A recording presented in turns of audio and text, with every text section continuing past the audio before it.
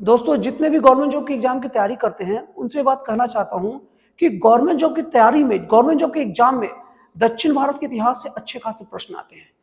लेकिन मैं ये बात देखा हूं कि गवर्नमेंट जॉब की तैयारी करने वाले जितने भी स्टूडेंट हैं वो दक्षिण भारत के इतिहास से पता नहीं क्या बहर है, उसे छोड़ देते हैं।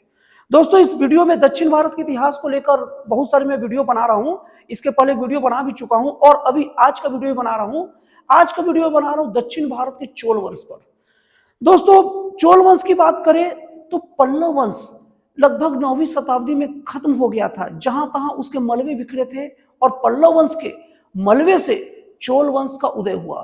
दोस्तों, चोल वंश की स्थापना विजयालय ने 850 ईस्वी में की थी और उन्होंने तंजावर या तंजाउर को अपनी राजधानी बनाई और ये नरकेशरी को उपाधि धारण किया।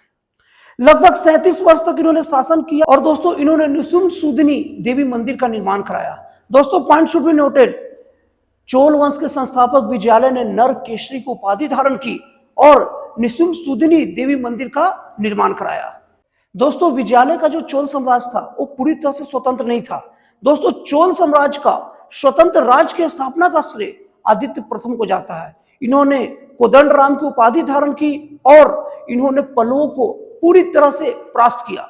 दोस्तों, point should be noted, Chola वंश का संस्थापक की बात करें तो आपको विजयालय लेकर चलना है, लेकिन चोल वंश का वास्तविक संस्थापक की बात करें तो किसे मानना है? आदित्य प्रथम को। दोस्तों, चोल वंश का इतिहास का एक ऐसा राजा जिनका संबंध हमें राष्ट्रकूट वंश से भी मिलेगा। चोल वंश का राजा परांतक प्रथम, जो कृष्ण तृतीय, जो राष्ट्रकूट वंश का राजा था, उससे पराजित हुए थे और इस युद्ध में परांतक प्रथम का बड़ा लड़का मारा गया था। ये चीज नोट करके रखिएगा, बड़े काम का चीज है। दोस्तों, चोल वंश के पराक्रम का शुरुआत मुख्य रूप से तगड़े तरीके से राजराज प्रथम के शासनकाल में हुआ। राजराज प्रथम ने श्रीलंका पर आक्रमण किया और आक्रमण इतना जबरदस्त था कि वहां के राजा माहिम को अपने राज्य छोड़कर भागना पड़ गया और वो श्रीलंका के दक्षिणी भाग में शरण लिया और वहां ने मुमिम चोल मंडलम नाम से राजराज प्रथम ने एक राज्य भी बना दिया और वहां अपनी राजधानी भी बनाई। और दोस्तों, राजराज प्रथम शैव धर्म का उपासक था, मतलब बाबा भोलेनाथ का उपासक था और तंजौर में राजराजेश्वर मंदिर का निर्माण कराया था, जो एक शिव मंदिर था। तो दोस्तों, बहुत काम की चीज बता रहा हूं। श्रीलंका पर आक्रमण करने वाला पहला राजा कौन था? श्रीलंका पर आक्रमण करने वाला पहला राजा था राजराज प्रथम और उस वक्त श्रीलंका का राजा कौन था? माहिम। दोस्तों, चोल वंश का सर्वाधिक विस्तार राजेंद्र प्रथम के शासनकाल में हुआ। राजेंद्र प्रथम संभवतः दक्षिण भारत का प्रथम ऐसा राजा था जिसने अपना विस्तार उत्तर भारत की ओर भी करना शुरू कर दिया। इसीलिए तो राजेंद्र प्रथम की विस्तारवाद की नीति समुद्रगुप्त के दक्षिण भाग के विस्तारवाद से तुलना की जाती है नीति की।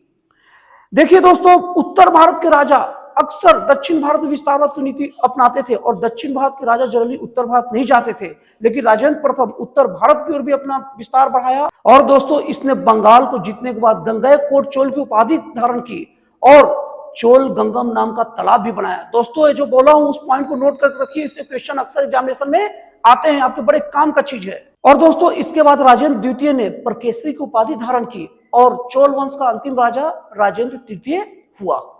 अगर दोस्तों चोल वंश की आर्थिक गतिविधियों की बात की जाए तो चोल वंश का नौसेना उन्नत किस्म की थी। वो समुद्र का राजा कहे जाते थे और इनका ज्यादातर व्यापार समुद्री मार्ग से होता था और कई देशों से समुद्री मार्ग के द्वारा ये जुड़े रहते थे और इसलिए इनकी नौसेना भी बहुत ज्यादा दुरुस्त किस्म की थी। तो दोस्तों, आपकी जानकारी कैसी लगी मुझे कमेंट करके जरूर बताइएगा। और दोस्तों, मैं आप लोग को विश्वास दिलाता हूं कि ये जो वीडियो है इससे एक क्वेश्चन बहुत ज्यादा चांस है आपके एग्जामिनेशन में मिलेगा, इसलिए वीडियो को अच्छे से देखिए, पॉइंट नोट कर करके रखिए, पॉज कर करके देखिए। तो दोस्तों, फिर मिलते हैं अगले वीडियो में एक जन कल्याणकारी और एक राष्ट्रवाद से प्रेरित नए विचारों के साथ।